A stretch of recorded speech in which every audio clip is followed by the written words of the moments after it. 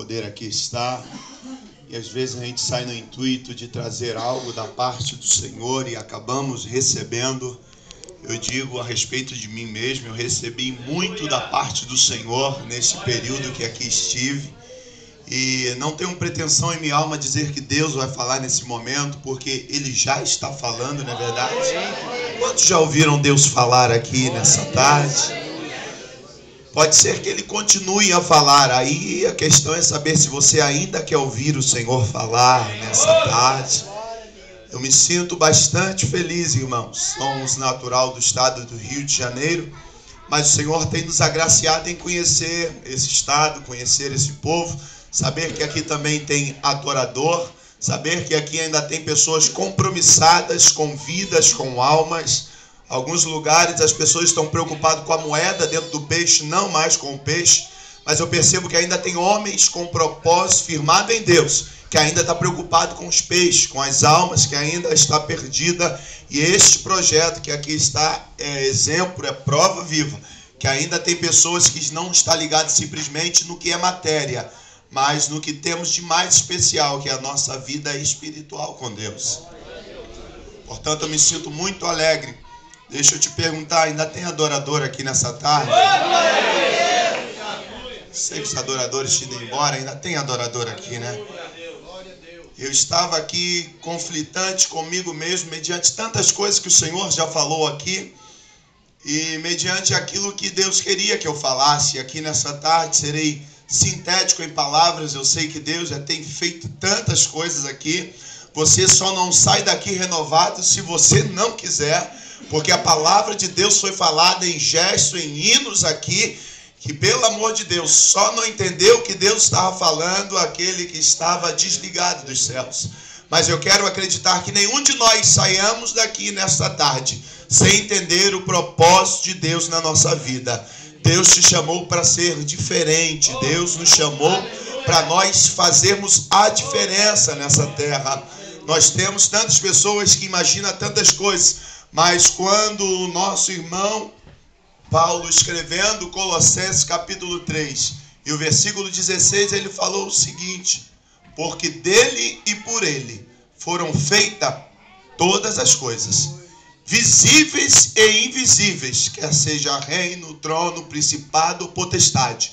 Tudo foi feito por ele e para ele. Então eu quero te dizer, você, nós que aqui estamos, pertencemos a ele. Só estamos aqui porque ele o quer. Mas tem alguém que não quer que estejamos aqui. Mas nessa tarde ele está sendo envergonhado e frustrado. Todas as tentativas do nosso adversário para nos botar para baixo nessa tarde está sendo aniquilada. Ele está sendo desbaratinado com todos os seus preparativos, porque o Senhor está manifesto aqui nessa tarde. E quando o Senhor se manifesta, sempre acontece alguma coisa, irmãos. Se o tiveres, abra a sua Bíblia no profeta Isaías. Isaías, no capítulo de número 43. Só quero ler apenas o versículo de número 13. E louvo ao Senhor pela vida do nosso amado irmão que tem se colocado nessa brecha, né? Neemias. E o projeto nasceu no coração de Deus e precisou de um homem de coragem para colocar isso aqui. Eu louvo ao Senhor vocês que têm sido parceiro desse projeto. Tem sido parceiro desse projeto. O Senhor, Ele diz em sua palavra que quando nós recebemos algo dessa natureza, nós ajuntamos para nós como que brasas de ouro. Eu me lembro que um homem uma vez guardou a arca do Senhor, um homem que morava em Edom, o nome Obed, e o momento que a arca do Senhor estava na casa dele, tudo prosperou.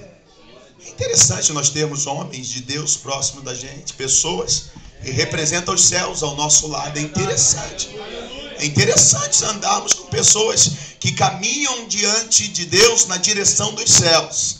Selecionemos as nossas amizades. E se tu ainda não és parceiro desse projeto, firme uma aliança, não com o homem, com Deus, para que tu seja parceiro desse projeto. orando, investindo, ajudando, visitando, não sei, seja um parceiro desse projeto. Deus está contando contigo. Quantos dos irmãos acharam o profeta Isaías, capítulo de número 43 e o versículo de número 13? Diga amém. Amém. Se estão procurando, diga aleluia. Aleluia. Vamos esperar os nossos irmãos. Permita que alguém que está sem o poder da palavra leia contigo este versículo.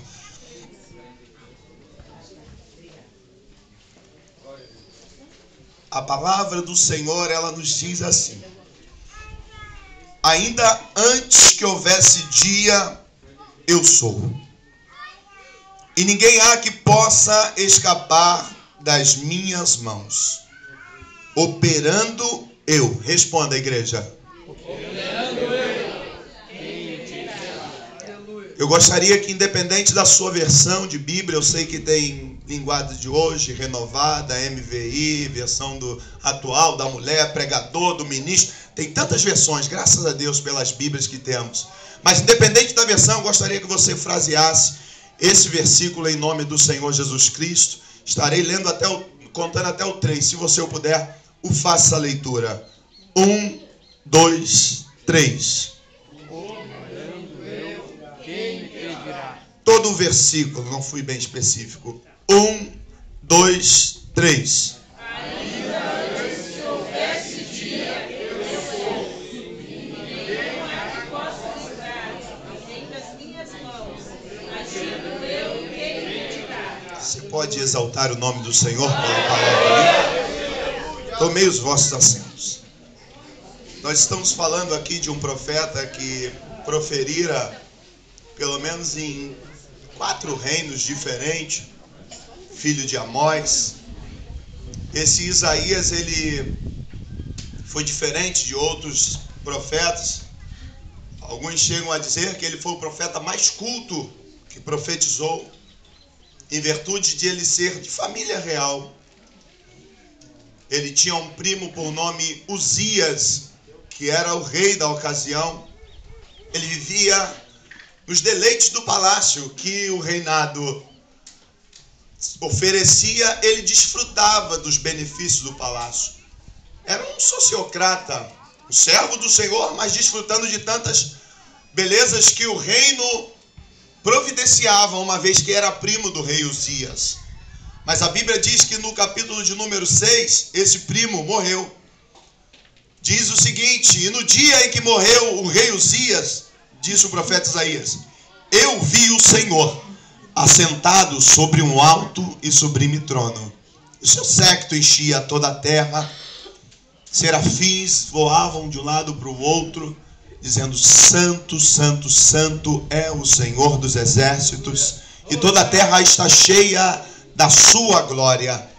E ele diz o seguinte, depois de ele ter tamanha visão, ele falou: ai de mim, que sou um homem impuro e habito no meio de um povo de impuros lábios, e os meus olhos viram ao Senhor. A palavra de Isaías. Eu não sei qual era a conduta de Isaías, mas ele se colocou em uma posição que não era digno de ter tamanha visão.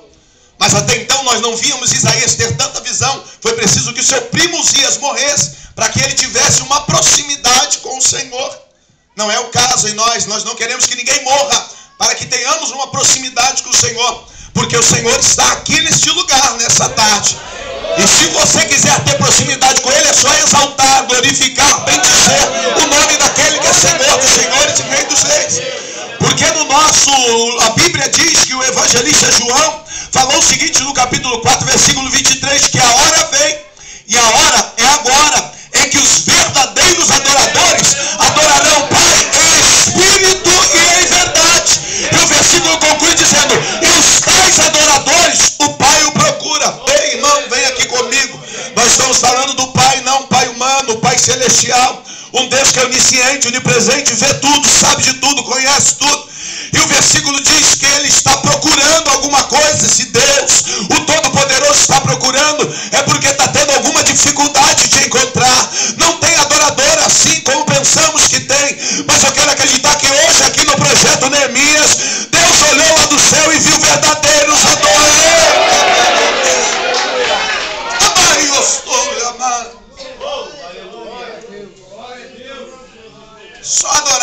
Senhor que se aproximará de ti para ver a sua adoração.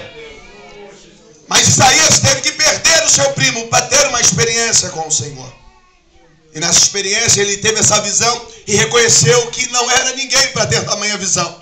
Mas o Senhor, ele entendendo que Isaías reconheceu a sua pequenez, ele chamou um anjo e falou: pega lá do altar uma brasa com atenaz e desce lá e toca nos lábios de Isaías. Pelo reconhecimento da pequenez dele, Deus, que entendeu que o lábio dele era impuro, mandou um anjo com a brasa para purificar os lábios de Isaías. Eu não sei o que precisa de purificação nesta tarde em nossas vidas, mas se preciso for, Deus vai enviar um anjo com brasa para nos purificar. Ele havia visto, mas depois que a purificação chegou, ele fala que ele ouviu uma conversa no céu: a quem eu enviarei? Quem há de ir por nós?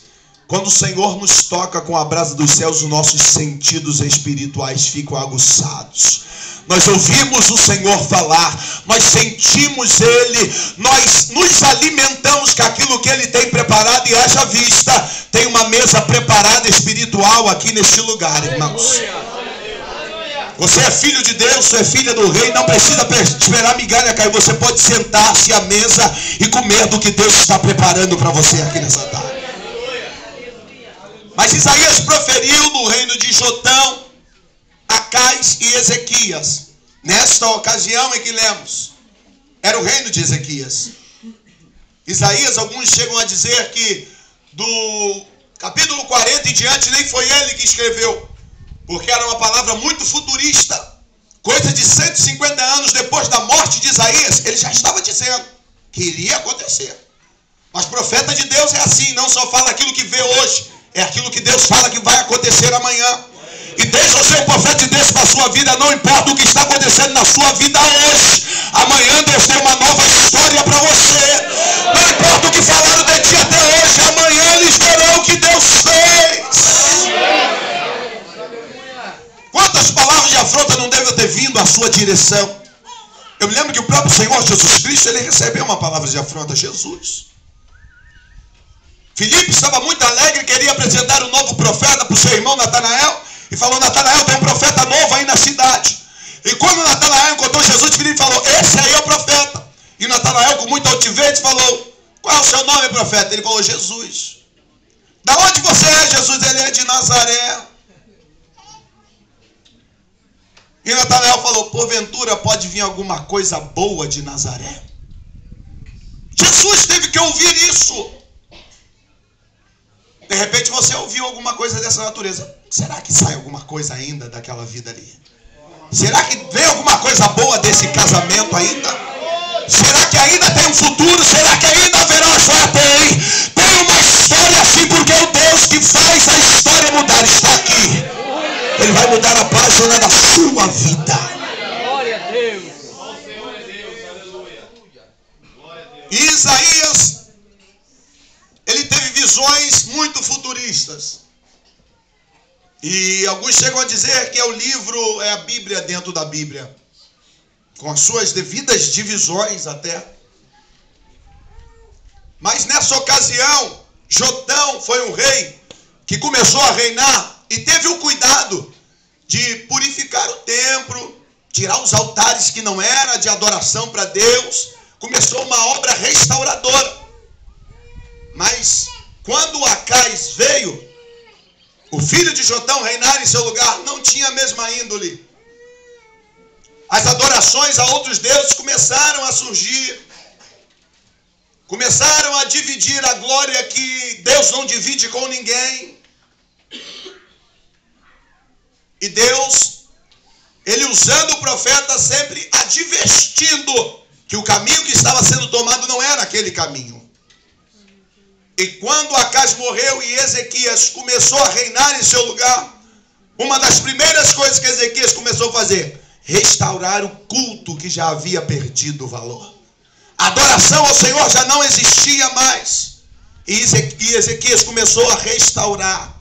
E quando a restauração começou a acontecer, O culto começou a ser desenvolvido nas casas, no tabernáculo. A cidade já era uma cidade de adoração. Os altares a outros deuses estavam sendo todos eles desfeitos. Os inimigos lá de cima da Síria viram que o povo de Deus estava se fortificando de novo. Porque quando nós tomamos decisões de fazer a vontade do Senhor, sempre tem um aniversário natural da nossa alma que quer nos tirar da presença do Senhor. Sempre quando tudo está indo bem no seu caminho, sempre existe um inimigo que se levanta para tirar-nos da vontade do Senhor. E veio da Síria o rei para tentar tomar tudo aquilo. E a Bíblia diz que fizeram um cerco. E esse cerco tinha milhares, centenas de milhares de soldados para tentar invadir Jerusalém. Mandaram cartas afrontando o rei na ocasião. O rei despiu-se da sua roupa real, começou a orar ao Senhor. E o inimigo estava lá fora, querendo entrar dentro da cidade. E quando eles oraram ao Senhor naquela ocasião, a Bíblia fala que um anjo do Senhor visitou o arraial dos inimigos. E naquela noite, esse anjo matou 185 mil soldados do exército inimigo que queria invadir a cidade de Israel. O Senhor sempre cuida de nós, irmãos. O Senhor sempre está ao nosso lado para nos proteger e nos livrar. E o povo entendeu que Deus estava com ele. Mas Ezequias foi deixando as coisas acontecerem e foi perdendo um pouco o foco. Ficou doente e teve a cura. E nesta cura veio o filho do príncipe da Babilônia, o filho do rei da Babilônia, para trazer presente, saber como é que estava o rei. E nesta ocasião, o rei mostrou para o filho do rei da Babilônia todo o reino e as suas riquezas. Tem segredos que nós não podemos contar para ninguém, você sabia? É coisa sua com Deus. É coisa de você e Deus e você, e ninguém mais pode saber. Foi aberto as portas para o inimigo. E quando Isaías soube que alguém de longe tinha vindo fazer visita ao rei, ele perguntou: de onde veio esse homem? Veio da Babilônia, uma terra muito longínqua. E o que você fez? Mostrei tudo no reino, tudo no palácio e no templo para ele. E o profeta falou o seguinte: ele virá em uma outra ocasião e tomará tudo o que você mostrou. Anos se passaram e a profecia de Isaías se cumpriu. Muitos não acreditavam que isso ia acontecer, mas a Babilônia entrou dentro de Jerusalém. O capitão da guarda era Nebuzaradã, tomou tudo. E a primeira coisa que ele fez foi ir até o templo, arrebentar a porta e pegar todos os utensílios, porque o inimigo sabe que quando destrói a vida do adorador, as outras coisas vão embora. Quando tira a adoração, a satisfação, o louvor de dentro de nós, as outras coisas vêm subsequentemente caindo, desmoronando. E ele tem investido muito forte na nossa vida sentimental, familiar. Porque sabe que quando mexe no núcleo familiar, ele consegue atingir outras áreas da nossa vida, mas o nosso Deus é poderoso para restaurar. Isaías sempre perto, dizendo ao povo. E o povo nessa ocasião estava achando que estava esquecido, porque a Babilônia tinha feito, estava arrasando o povo de Deus. E Deus dá uma palavra para o povo: ainda antes que houvesse dia, eu sou. E não tem ninguém que possa escapar das minhas mãos, diz o Senhor. Operando eu, quem impedirá? Judeus não usa esse pronome, esse verbo, eu, não usa. Se você perguntar o que ele é, ele fala: pastor, cantor. Eles não usam eu porque eles entendem que quando alguém usa a terminologia eu, ele tem que ser absoluto. Não pode ter ninguém acima dele. Eu sou, eu faço. Eles não usam, isso é muito nosso aqui. Eu faço, se não fosse eu, se não fosse... Não, irmão, nós não somos nada, quem é tudo é Deus. Não podemos nada se Ele não estiver conosco. Se pode ser alguma coisa, é porque Ele o faz na sua vida. E quando Deus usa esse termo, operando eu, alguém entendeu? Opa, esse é absoluto, é todo poderoso. Não tem ninguém que possa escapar das minhas mãos. seguinte: ainda antes que houvesse dia, eu sou. O nosso Deus, ele é tão poderoso, irmãos, que independe de tempo. O tempo era para nós, seres humanos. Deus, na sua eternidade, ele olha o Gênesis e o Apocalipse na mesma visão. Nós não entendemos isso, somos humanos limitados. Mas o tempo, horas, minutos, segundos, foram feitos para nós, homens. Deus não precisa de tempo. Tanto é que ele fala: antes que houvesse dias, eu já existia. Quando diz no livro do Gênesis, no capítulo 1 e o versículo 1, quando fala da criação, no princípio criou Deus. Antes desse princípio, o nosso Deus já era. Antes que tudo existisse, o nosso Deus já estava lá regendo. E se existe dentro dos conhecimentos teológicos uma divisão de dias, de anos, de meses, de milhares de anos que não dá para mensurar, do versículo 1 para o versículo 2, muito grande. A Bíblia diz que no princípio criou Deus os céus e a terra. O 2 fala que a terra era sem forma e vazia. Mas o profeta Isaías, escrevendo no capítulo de número 45, versículo 18, ele fala: assim diz o Senhor dos Exércitos, que tem feito os céus e estabelecido as terras. Quando ele fez, não fez a vazia, antes fez com forma, para que fosse habitada. E alguém pode ter um problema: mas a terra era sem forma e vazia. Não, no princípio, quando Deus fez formosa. Quando fez, ele fez bonita. Quando Deus faz alguma coisa, ele faz perfeita. O inimigo que entra para destruir, mas não tem problema. O inimigo desceu, segundo alguns diz, a teoria do Big Bang, se deu justamente entre um versículo 1 e o versículo 2, que foi a queda do nosso adversário do céu. Eu vi Satanás descer do céu como um relâmpago. Ele destruiu aquilo que Deus tinha feito belo, bonito e perfeito. Mas Deus falou: não tem problema, eu vou reconstruir. Aleluia. Eu vou reconstruir. Eu vou reconstruir. Eu não sei como é que Deus estabeleceu a sua vida e não quero saber o que o inimigo fez. Eu só sei que o nosso Deus, ele é poderoso para restabelecer.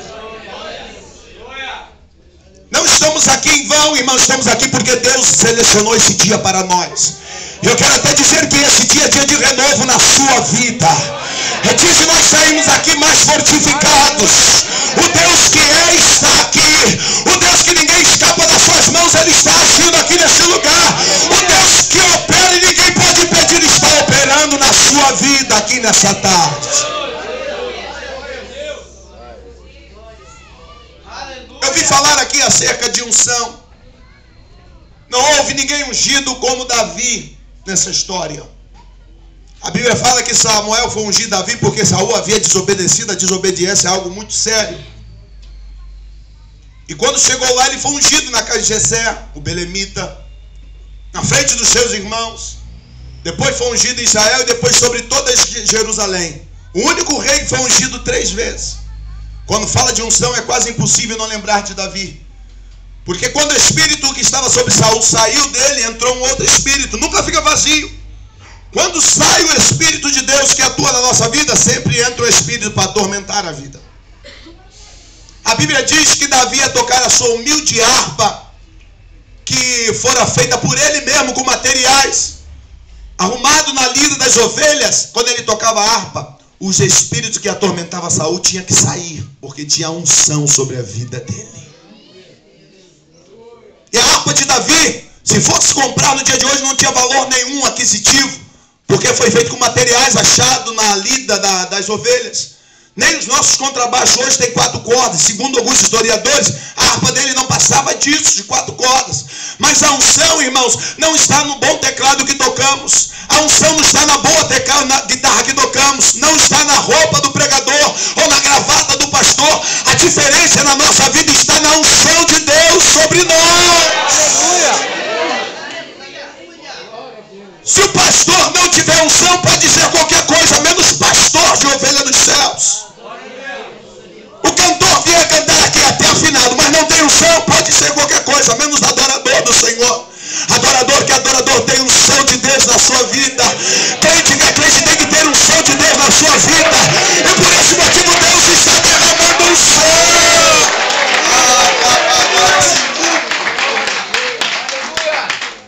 Eu não você precisa que Deus, Ele atue na sua vida aqui essa tarde. Mas Deus, Ele tem formas e formas de atuar. Eu me lembro que no livro do Gênesis, Ele atuou como a semente da mulher. Em Êxodo, como o Cordeiro Pascual. Em Levítico, Ele era a santificação. Em Números, Ele era a rocha de Meribá, a rocha que deu água em meio a um deserto sequíssimo. Em Deuteronômio, Ele era o profeta.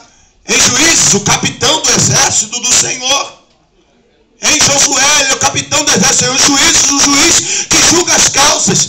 Em Ruth, Ele é o remidor da coisa que você perdeu. Não importa o que você perdeu, o Senhor vai trazer de volta a sua vida. Samuel, rei de crônicas, ele é o rei prometido. Em Neemias, ele é o restaurador do muro. Em Jó, o redentor que vive para todo sempre. No Salmo, ele é o nosso refúgio e fortaleza, socorro bem presente na hora da angústia. Em Provérbios, é a sabedoria. Em Eclesiastes, ele é o tempo. Em Cantares, é o amado nas nossas almas, para sintetizar. Nos profetas, ele é o Messias. Nos evangelhos, ele é o Cristo. Nas cartas, ele é a cabeça da igreja. Em Apocalipse, ele é o Alfa, o Ômega, o princípio e o fim. E o que há de vir todo-poderoso na sua vida, ele é a cura. Na sua vida, a libertação. Na sua vida, o renovo. Aleluia! Glória a Deus! Aleluia! Eu não sei o que você precisa aqui nessa tarde, mas o que você precisa, Deus tem para te dar. Amém. Se puderes, fique de pés em nome do Senhor Jesus Cristo. Não quero ser extenso em palavras, porque Deus já está falando aqui desde antes de eu chegar. O ônibus entrou aqui, eu ouvi Ricardo falando que já sentia a presença de Deus aqui nesse ambiente. É porque tinha adorador no lugar, irmãos. Deus, Ele não está em qualquer lugar. Não existe uma necessidade de Deus estar em qualquer lugar. Deus está em tudo, vê. Mas Ele está no lugar que lhe convém, que lhe agrada, que precisa. Graças a Deus. E quantos acreditam que tem anjos do Senhor aqui nesse ambiente? Aleluia. Eu sempre digo que não somos adorador de anjos, uma vez que nem os anjos recebem a nossa adoração. Mas quando os anjos estão no ambiente é porque Deus, o Todo-Poderoso, deu ordem aos anjos. E vem você aqui. Hoje você vai visitar a vida do Rogério. Hoje tu vai visitar a vida do Marcelo. Tu vai visitar a vida... Os anjos do Senhor estão aqui porque Deus mandou. E se tem anjos aqui é porque tem obra a ser feita. É porque tem obra a ser...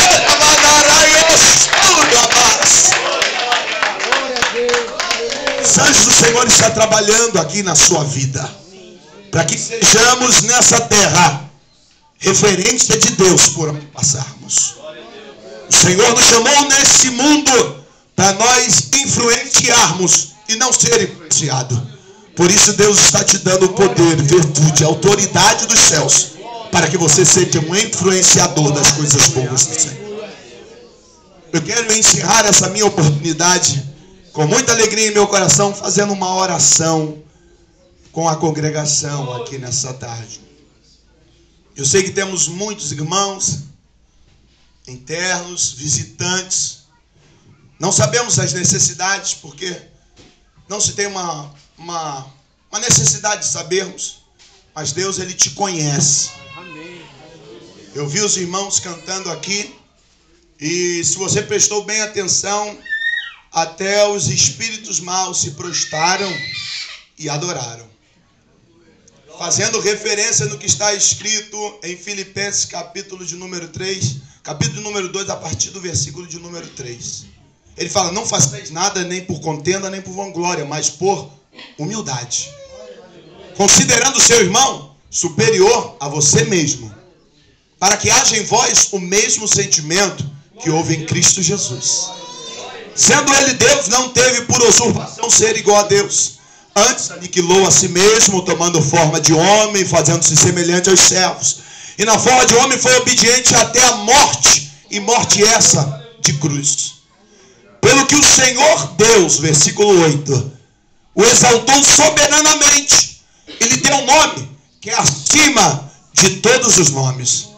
Versículo 9. E ao soar o nome do Senhor Jesus Cristo, todos os joelhos dos que estão nos céus, dos que estão na terra e até dos que estão debaixo da terra se dobre. E toda língua confesse: Jesus Cristo é o Senhor, para a glória de Deus vivo.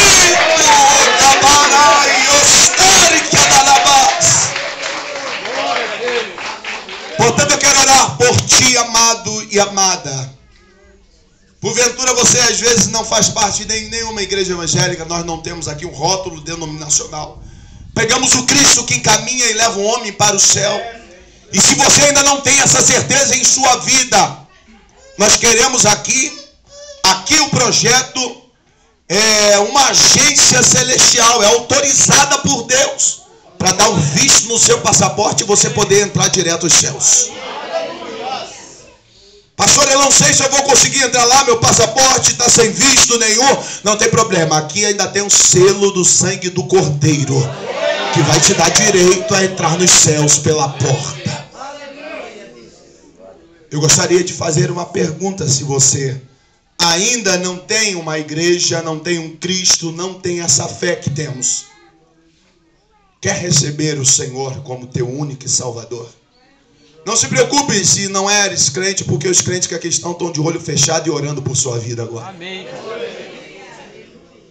Que nessa hora parece que todo mundo está olhando para a gente, né? Quem nunca foi da igreja aí, um dia foi lá, parece que todos os olhos estão na nossa direção. Mas esse é o momento de envergonhar o adversário e falar: eu quero ser filho de Deus. Eu quero pertencer ao reino dos céus. Esse momento é ímpar, singular para a sua vida. Quero conhecer, tem alguém que não faz parte de nenhuma igreja evangélica aqui? Dê um sinal só para que eu lhe conheça. Não tem ninguém? Ainda assim eu quero... Deus é bom. A senhora ouviu Deus falar aqui, viu Deus agir? Coisa nossa, né? Às vezes são termos que nós crentes usamos, e às vezes quem não conhece, mas a senhora deu para entender que Deus, Ele é Deus que faz. Eu posso ser até ousado e dizer que centros de recuperações para essas necessidades, se não tiver vínculo espiritual com Deus, pouco consegue fazer. Vai vir psicólogo, psicanalista, psicoterapeuta, vai vir o que quiser. Se não tiver Deus, é muito difícil. Mas com Deus, Deus faz milagre que as pessoas vêm aqui, no mês seguinte já é outra pessoa. Alguém fala: o que é que houve? Foi Deus. O que é que está acontecendo a ele? A ele foi Deus.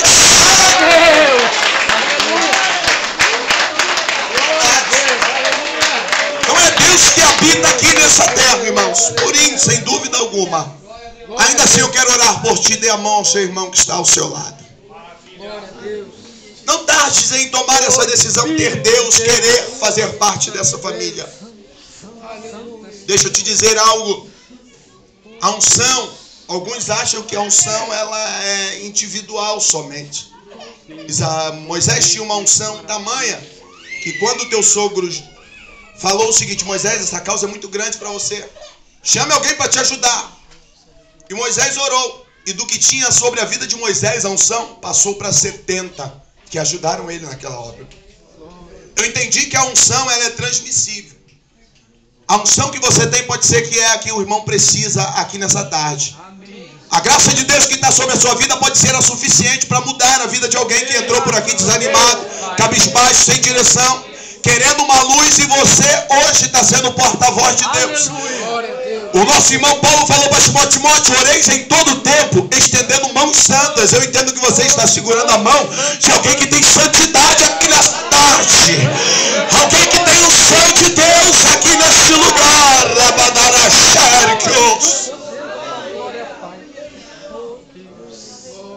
Deus me tocou aqui para te falar em 2 minutos antes dessa oração. Não solte o seu irmão. Deus falou uma vez para uma jovem: eu estou muito além de usos e costumes, isso não é coisa para mim, eu não estou aqui para doutrinar, mas Deus trouxe isso aqui agora, eu preciso lhe passar. E falou o seguinte uma vez para uma jovem: sabe segredos que Deus tem com alguns e não tem com outros? Falou com ela: olha, no seu cabelo, minha filha, você não toca.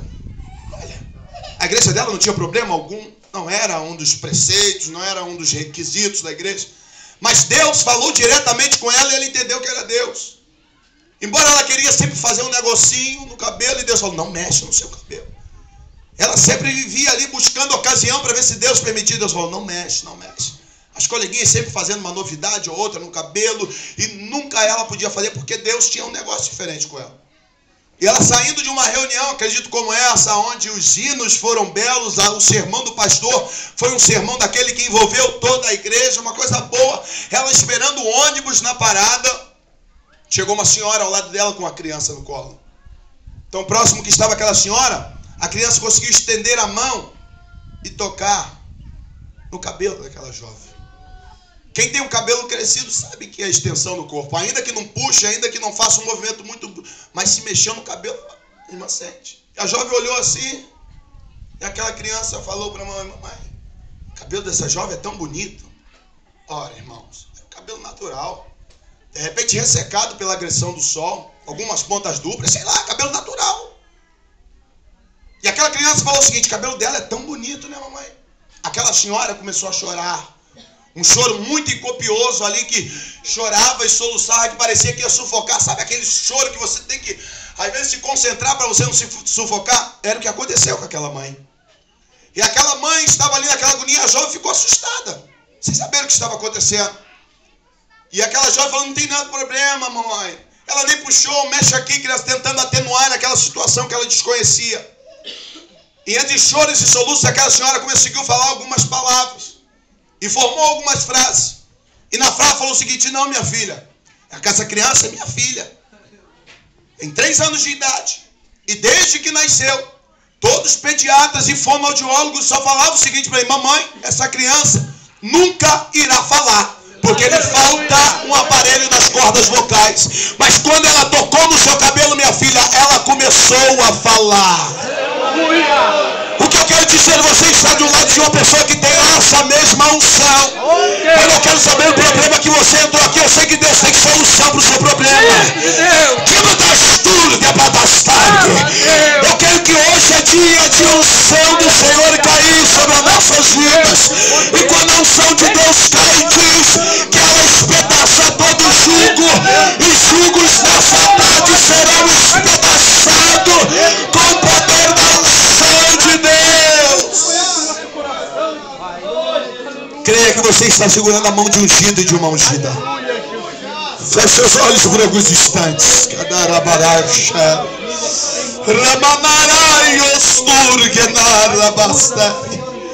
Deus, o Todo-Poderoso, em cuja presença estamos, Senhor. Sabemos que operando o Senhor ninguém pode impedir. E nessa tarde o Senhor marcou uma tarde de renovo, uma tarde de restauração, uma tarde de levantar os caídos, de curar os enfermos, de libertar os oprimidos, de quebrar as cadeias e as correntes. Senhor,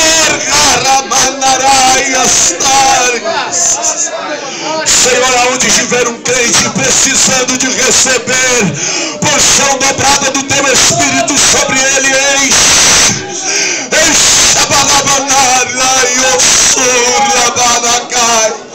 ó Deus eterno, marque essa tarde, Senhor, com uma bênção dos céus sobre a vida dos teus filhos, para que eles entendam que tu habita aqui neste lugar, amai. Muito obrigado por tudo que o Senhor fez, Senhor, e por tudo que continuará a fazer em nossas vidas.